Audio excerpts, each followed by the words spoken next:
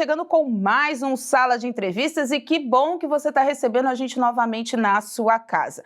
Gente, o assunto hoje é com um especialista dele. Como a gente sempre traz pessoas aqui renomadas para conversar com você sempre e esclarecer muito sobre as dúvidas que você tem em casa. Mas a gente já trouxe neurologistas, já trouxemos terapeutas, psicólogos, de várias formas para falar sobre o autismo. Mas hoje a gente trouxe uma pessoa de renome para falar sobre o assunto. Ele é autista, mas antes disso é youtuber, é músico e é palestrante. Sobre a sua vivência, ele leva a sua experiência para o Brasil inteiro através de palestras e a gente tem muito orgulho dele ser catarinense também. Marcos Petri, obrigado pela presença aqui nos nossos estúdios. Sou eu que agradeço, Michele, é uma honra estar falando para toda Santa Catarina, para as pessoas sobre esse assunto há tanto tempo, né? Uma jornada que todo dia me apresenta um novo desafio e que todo dia me apresenta a possibilidade do autista se superar e fazer o que a gente realmente espera, que é caminhar no espectro autista. Marcos, quando as pessoas falam o espectro autista, elas têm que entender que não é uma doença, é uma situação que vocês têm, é uma síndrome que ela não tem cura. Então, por isso, vocês têm que aprender a viver na sociedade e a sociedade aprender com vocês. Exatamente, que é essa ponte, né? A gente aprende, vocês aprendem, todo mundo ganha. Não se cura autismo, pessoal, se caminha dentro do espectro autista. Então, basicamente, a gente vai ter 3 níveis de apoio, que é o nível que a pessoa realmente, dessa forma mesmo, tem que me apoiar no dia a dia. Ela tem que me apoiar de maneira leve, que é o grau 1, moderada, grau 2, ou intensa, que é o grau 3. Com muito esforço, a gente pode caminhar entre esses apoios. Eu fui grau 2, por exemplo, e hoje sou grau 1. Então, o apoio é bem sutil, mas ele ainda existe. E eu estou aprendendo e caminhando.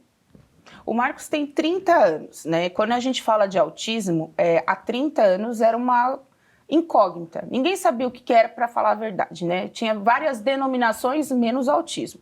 O Marcos descobriu a síndrome já tardiamente, um pouquinho mais tarde, né, Marcos? Como é que foi essa tua relação? Como é que foi essa descoberta e a tua vida até hoje com 30 anos? Essa relação, ela foi benéfica e foi importante por causa da estrutura, Michele, que eu tenho lá em casa.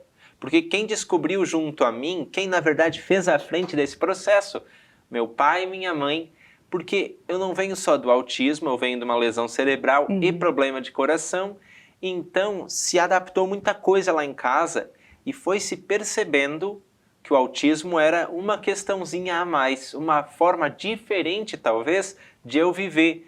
E assim nós fomos explicando pouco a pouco para a comunidade, nós fomos percebendo a vida de outros autistas, de outras pessoas que tenham outras condições. Então, quando eu me vi com 30 anos aqui hoje, autista, eu já tinha aprendido algumas lições que iriam me levar mais longe e que iriam fazer com que o mundo também aprendesse comigo. Isso é importante de citar.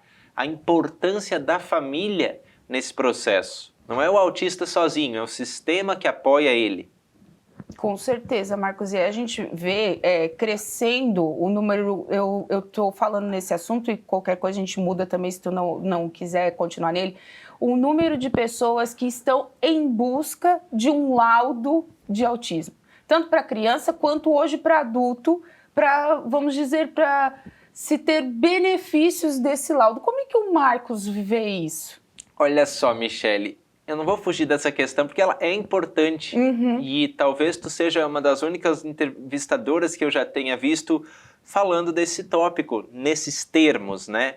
Até que ponto que é válido eu buscar o laudo para garantir direitos e até que ponto eu esfrego esses direitos na cara da pessoa que está vivendo comigo? Aí nós temos que perguntar assim, quem é o sujeito autista? E ninguém melhor para conhecer o sujeito autista, a pessoa autista, que a família. Então as famílias, claro, quando elas descobrem o diagnóstico, elas têm um norte. Só que não quer dizer que a pessoa vai ser esse autismo. A pessoa é João, a pessoa é Hugo, a pessoa é Marcos, né? Então, olhem para as características desse autista. Esse é um primeiro passo. E assim, o diagnóstico, o laudo, só vai apoiar o teu filho. Agora, qual que é a diferença entre isso e simplesmente jogar o laudo no colo da escola e dizer vire-se? É quando a família não olha para as características positivas do autista e pensa que a escola vai olhar. Claro que precisamos buscar direitos, Michele, mas assim, nós temos que acompanhar o direito e a evolução biopsicossocial desse autista, né? O que adianta eu dar professor 2, TO, fono, físio, se aquele autista só precisaria de um físio, de um fono e de um professor 2 para a matemática? Então, vê como o debate é amplo e começa lá em casa. Começa com a professora, o pai, a mãe, os terapeutas, entendendo o que a criança é boa, o que a criança é ruim. Sei que a resposta é um pouco longa, Não, ótimo. Mas ela é assim. Eu não vou jogar várias especialidades numa criança que, quando recebe, vai olhar para elas e dizer, poxa, eu sou, então, muito, muito aquém. O autista pode não te dizer, mas ele sente. E muitas vezes isso acaba fazendo ele não aproveitar bem o tempo na escola, nos cursinhos, por mais que a família invista nisso, entendeu? Então, olhar para o que a criança é boa vai te direcionar duas coisas. O laudo, no momento em que ele é necessário, e vai te direcionar para as habilidades da criança no momento em que elas se mostrarem. E a família vai naturalmente caminhando na direção de deixar a criança brilhar e mostrar para a comunidade que o autista pode estar onde quiser estar. Com certeza, porque a gente olha igual, você é uma referência, porque você é autista, todo mundo estereótipa de várias maneiras, só que tu tem o dom da comunicação. Talvez se o pai e a mãe não observarem essas habilidades, ou a escola mesmo não observar essas habilidades na criança, dons possam se perder por causa de um rótulo, né, Marcos? É exatamente nessa tecla que eu bato em grande parte da minha palestra. Quando a gente fala de autistas, quando a gente fala de espectro, a gente não fala de uma linha reta. A gente fala de pessoas que talvez podem estar focadas em caminhão, caminhão, caminhão, caminhão, e o convite está aí, use esse caminhão. Quem sabe a criança não vire uma apaixonada por caminhões e mais tarde um motorista de caminhão excelente, um gestor de frota de caminhão excelente, só para te dar um exemplo. Só que as pessoas não veem essa opção e hoje eu estou trazendo isso mais perto delas. Onde parece que há um engodo, um imbróglio, há uma oportunidade tremenda. Com certeza, a gente observa, tem uma série, eu acho que tu deve acompanhar, o The Good Doctor, que também veio para quebrar esse estereótipo, né? Exatamente, para mostrar que tem um talento, tem muitas peripécias que ele faz e tem muitos percalços também, porque a gente precisa também falar do percalço. Às vezes o talento do Good Doctor lá, ele é tão específico que ele acaba não vendo, ele acaba tendo dificuldade, quer dizer, de entender todo o outro lado, né? As partes sociais, tem parte lá com a namorada dele que não dá bem certo como ela esperaria, e eu me vejo muito ali, né? Não tenho namorada, mas vejo muito essa vida afetiva, como que é difícil para o autista se adaptar a tudo que esperam dele, só que ele consegue, com essa autonomia gerada pelo apoiador, que é a namorada, que é o pai, que é o namorado, que é enfim, o amigo da pessoa autista. Essas pessoas têm que ir apoiando. Porque às vezes as pessoas, como você disse, o esperar, né? Quem não tem contato talvez não saiba o que o Marcos está dizendo, mas o esperar é esperar mais carinho, contato, Exatamente. o olhar, né, diretamente, né, Marcos? E cada um, dentro do seu jeitinho, tem a sua forma de demonstrar, mas não quer dizer que é igual a quem não tem o estereótipo, né? É a questão da iniciativa, que é bem diferente no autista. A gente tem que trabalhar, então, Michele, com um cérebro lógico e prático. Um cérebro que, na ciência, a gente vai chamar de prompts. Prompt é o quê? É o inglês para sugestão. Então, a namorada tem que desenvolver isso, né? Mas a mulher, que a mulher diz muita coisa no olhar, no jeito como se veste, no jeito como fala, no jeito como sorri, e muito disso passa batido por mim. Porque isso tem que ter um porquê. eu estou vestida assim porque hoje nós vamos jantar, vem cá. Só que a mulher diz, eu tenho que mandar ele jantar comigo. Não é mandar, é sugerir. Certo? Então, quando se sabe disso, se torna a vida amorosa, afetiva, sentimental, só para dar alguns exemplos, muito mais simples. É claro que eu tenho que me desenvolver também, para não esperar por tudo. Sim. Só que entenda que para mim é como um libreto assim que eu abra e diz, quando ela falou, ela quer dizer, venha. Quando ela falou, espere, ela quer dizer, não faça as coisas afoitamente. E tudo isso carrega mais energia do nosso computador cerebral e faz com que o autista tenha essa dificuldade de iniciativas. É porque a grande questão que eu trago não é o que, é como. As pessoas podem dizer, Marcos, quando te cumprimentarem, diga oi. Só que até foi muito engraçado, saindo um pouco do assunto, uma criança foi me abraçar e dizem que quando a gente abraça a criança tem que ficar do tamanho dela. Por que isso acontece? Não sei. Porque o abraço é o mesmo. Se eu abraçar uma pessoa de 2 metros de altura e dizer, vem cá, dá um abraço é o mesmo que eu abraçar meu pai, que tem 1,60 m. Então por que eu tenho que abaixar para uns? O meu cérebro simplesmente trava nessa questão. Mas vamos lá, vamos superando esses detalhes. É lógico, né, Marcos? É uma coisa lógica, né? Vocês trabalham com isso, né? A cabeça de vocês funciona dessa forma, com a lógica, né? Os porquês são muito difíceis de ter respostas. Isso pode ser muito observado quando a gente olha para o cérebro de um autista. Tem estudos que dizem que o meu circuito matemático que o cérebro tem, ele está ativado quando eu estou conversando contigo. O que nós estamos usando? Voz, pergunta e resposta. Por que numa pergunta eu tenho que imitar um narrador de rádio e na outra eu tenho que imitar uma criancinha? Qual que é a diferença das duas? Hoje, com muito afinco, eu sei que o cérebro humano gera as imagens afetivas assim. Mas olha como é complexo e como vocês, neurotípicos, têm que nos ajudar. Porque vocês têm isso instalado, rodando o programinha da tua mente automático. E nós precisamos recorrer a outros artifícios para chegar lá. Por isso é que o autista espera mais tempo para te dar a resposta. Por isso que o autista parece estar relutante. Por isso que o autista recorre aos movimentos repetitivos. Isso é uma tábua de salvação. No meio de tantas informações pequenas, mas que para vocês já estão na cara, já estão intuitivas. Entendeu? Então tá certo. Marcos, a gente vai para um rápido intervalo e a gente volta já falando mais sobre como é essa vida de autista com um especialista no assunto. A gente volta já.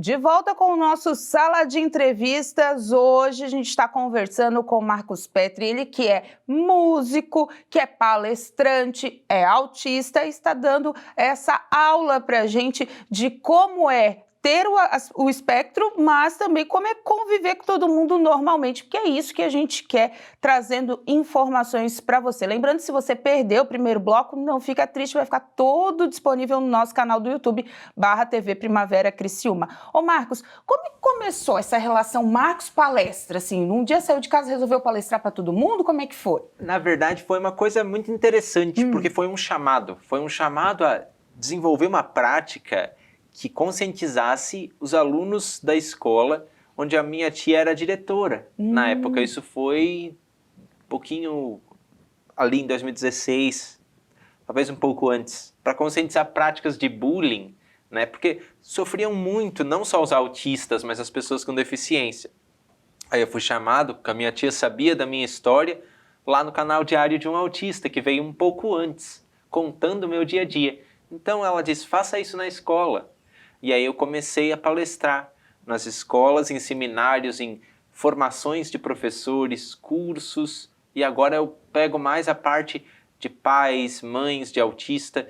as APAES também, que são associações que querem saber mais sobre o autista, que é uma questão que vem surgindo para eles há Que elas pouco absorveram, tempo. né? Absorveram, sim. Essa bandeira ficou muito mais deles agora também. E tô por aí até hoje. E como é que surgiu o Diário de um Autista? Como que tu começou a escrever? Na verdade, começou porque eu postava vídeos, já devia ter continuado com isso há muito tempo, né? Que é de violão e voz, né? Eu percebi que as pessoas queriam muito saber qual é a próxima música, e eu pensei assim, poxa, eu tenho tanta história envolvendo o autismo e como eu me desenvolvi para contar, por que não seria o mesmo clima, né? A galera querendo saber, eu respondendo, e eu comecei com uma câmerazinha, postando vídeos, e foi crescendo, as pessoas foram me entendendo, foram dizendo que tinham primos assim, namorados assim, maridos, e começavam a dizer, que legal, faz sentido, e deu a motivação, e também estamos aí até hoje, assim como as palestras. E com certeza isso vai te motivando a ter mais, né? A gente estava conversando em off, pode vir outras ideias aí, e o Marcos não para, né, Marcos? A ideia é sempre estar disseminando a informação, né? Exatamente. Onde não tem informação, Michele, sobra espaço para especulação. E é isso que a gente não quer que aconteça. Com a informação eu vou direcionando os esforços, e eu vou tratando do teu olhar, fazendo ele mais sensível, entendendo que cada ser humano é único. E quando tu vai dar essas palestras, eu imagino, eu até conversava nos bastidores com a tua mãe, que a tua mãe e teu pai devem ser bem abordados pelos pais, né? E você também, porque tem muita dúvida ainda, né, Marcos? Por mais que tenha as terapias, a gente sabe que o nosso sistema de saúde, o SUS, por mais que tente, tá difícil comportar, porque está todo mundo indo, nós temos uma fila de espera enorme para passar por neuro, por psicólogo, enfim, para fazer as terapias ocupacionais, por tudo quanto é canto. Então eu imagino que a ansiedade e o afinco das pessoas de virem falar contigo, principalmente os pais, é muito grande no final das palestras, né? O que eles mais te procuram para saber? Eles me procuram para saber assim, o meu filho ele vai passar por essas mesmas etapas que tu estás passando? Como que eu ajudo ele em cada etapa dessas? E como que eu digo para o meu filho que ele é autista, por exemplo, para começar, né? Isso é uma dúvida recorrente? Isso é uma dúvida. O dizer que é autista, muitas vezes faz toda a diferença. Eu digo, o autismo ele é uma característica. A gente está ressaltando isso. Então eu falo para o pai e para a mãe, até para os que me assistem agora, é uma característica. Assim como vocês me veem louro, de óculos, de olhos azuis, assim como tu te descreverias normalmente, quando te pedirem, o que acontece é, as pessoas ficam querendo saber por que isso é importante. E é importante porque deixa o autismo como uma característica comum. Com certeza. Eu imagino a agonia, porque tem muito pai, e eu até escutei recentemente um médico bem renomado aqui da região sul, que ele é neuropediatra, falando que hoje as pessoas precisam dos laudos. Não tanto os pais, mas as escolas, né? Como você disse, para ter aquela bengala, para ter aquele negócio, ele é laudado, então ele é assim, porque ele tem um laudo.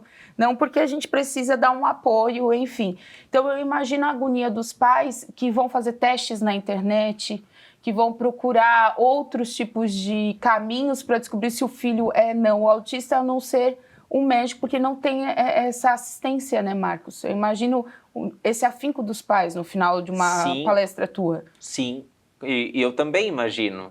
Eu também digo assim, claro que nós temos a situação do SUS que tu tocou bem, a gente precisa olhar com carinho para isso. Isso é um apoio que o pai, sem isso, fica perdido. Mas o que eu faço? Eu digo assim, se tu observou que o teu filho tem um desenvolvimento diferente, pode não ser autismo, mas tu deu para ele todas as oportunidades normais, todas as oportunidades que toda criança mereceria. Brincar, se desenvolver, fazer um cursinho, e é nisso que se foca o olhar que eu estava te dizendo, Michele. Nessas oportunidades é que tu vais ver onde meu filho se sai bem, onde meu filho se sai mal. Às vezes, um simples trocar de turno na escola pode melhorar a vida escolar do teu filho. É assim com crianças típicas também, com crianças não autistas, né? E com o autismo, o único detalhe é que isso vai ser mais intensificado, talvez. E depois acontece o laudo, que vai dar para a escola uma série de bases e olhares para essa criança. Só que também não pode ser sentença, né? Teu filho é autista e por esse laudo ele não vai aprender como os outros. Não, ele vai aprender como os outros, mas o apoio, o como eu chego lá, pensa num trem. O trem, o destino final é a estação, mas cada linha passa por alguns pontos da cidade. O autista e o neurotípico, o destino final é a estação, mas cada um, para aprender, passa por alguns pontos de apoio. Isso que me ajudou a entender essa métrica que eu estou propondo nesses eventos pelo Brasil e tem ajudado muitos pais também a fazer isso. E quando a gente fala também dos estereótipos, né, Marcos, que tem criança que é normal, ela vai pular, ela vai brincar, ela vai balançar o braço, enfim. Mas esses estereótipos também estão levando as pessoas, não, porque ela faz isso constantemente, já dão um laudo ali antecipadamente para a criança, né, Marcos? Os estereótipos, eles são característicos de vocês, né? Cada um desenvolve de uma maneira, é isso? Exatamente. E aí é importante a gente olhar com carinho e entender. Essas são as estereotipias, né, que tu falas, conhecidas como STEAM também, por muitas pessoas, que é o nome em inglês para isso. O que é isso? É um motor de pensamento, eu estou fazendo agora. O autista precisa do movimento repetitivo para encaixar as ideias, entre outras coisas, que eu explico na minha palestra, né, para tolerar o ambiente de luz, som, cheiros. Então ele precisa disso por movimento. Entendendo, a gente entende também o movimento. E a gente começa a não julgar tanto, a olhar isso como natural. A gente até falava em off aqui, que eu postei um vídeo lá, vocês vão ver no meu Instagram, que qual é a sua coreografia. Que eu fui num show do Metallica, lá em Porto Alegre, meu irmão me levou lá, como presente de aniversário, e lá eu senti em casa. Por quê? Porque as coreografias eram assim, não eram muito diferentes do meu estereótipo ou STEAM. Então, quando a gente olha natural assim para isso, sabendo de onde vem que é essa a junção de informação, a gente respeita mais. Com certeza, é por isso que a gente fez tanta questão de trazer você no Sala aqui para levar essa informação para pais, para cuidadores, que como eu já frisei aqui, talvez tenha uma consulta com o neurologista uma vez por ano. Sim. Uma consulta com o psicólogo uma vez por mês. Então, assim, as terapias são benéficas e são super necessárias, né, Marcos? São necessárias, mas assim, entre uma terapia e outra, que a gente já sabe que está escasso, tem fila grande, por que não dar um olhar em casa também? Por que não poder olhar para a tua criança como o sujeito que vai se desenvolver nessas terapias e como tal a tua criança, principalmente crianças, né, acontece isso, protagonista. É que hoje a gente fala de crianças, mas se a gente aprofundar o olhar, tem pessoas hoje com 20, 25, 30. Sim, a gente já entrevistou geriatras aqui que falam que chegam homens, mulheres com 50 anos que depois de uma avaliação são caracterizados ou com TDAH ou com autismo e sofreram a vida inteira sem ter um norte, uma direção. Olha só. Que interessante essa informação, porque o que eu tenho de informação pesquisando em fóruns e também artigos científicos que fala-se de autismo infantil. Quando o autista faz 18 anos, começa a não se falar mais com tanta frequência. E tem um grupo desses autistas adultos muito grande, que é o grupo dessa faixa etária de 30, 35, que chama-se dentro do autismo, sabe como? Grupo invisível. Que são as pessoas que... Autistas adultas que não tiveram apoio, que foram tratados como o chato, o inconveniente, aquele que não sabe se vestir direito, aquele que não sabe se portar, mas no fim das contas se perceberam agora autistas. Pois é, então é por isso que é importante trazer a informação e trazer esses detalhes, Marcos, porque às vezes as pessoas nem param para olhar na internet uma coisa de informação válida, tem muito charlatão, a gente sabe, né? Tem muita informação deturpada no meio do caminho, muito achismo, né? Então, quando a gente traz aqui essas personalidades, essas pessoas importantes aqui no Sala para a gente levar essa informação, é justamente isso, dar às pessoas que elas tenham um pouco de oportunidade de entender a mais hoje sobre o autismo e procurar caminhos, né, que se tiver alguma dificuldade no meio aí, entender um pouquinho mais e conseguir levar essa criança, essa vida de uma maneira mais feliz e concreta, porque se a criança está feliz, a família toda está, né, Marcos? Exatamente. Imagina que a tua família seja muito feliz, né? Ah, com certeza. E se eles não são felizes, eu os faço felizes. Isso. Se não sou eu, sou o Bruno, se não... O Bruno, meu irmão, né? Para quem não conhece, a Laurinha lá em casa, a minha sobrinha, todos nós fazemos cada um pouco eles felizes, né?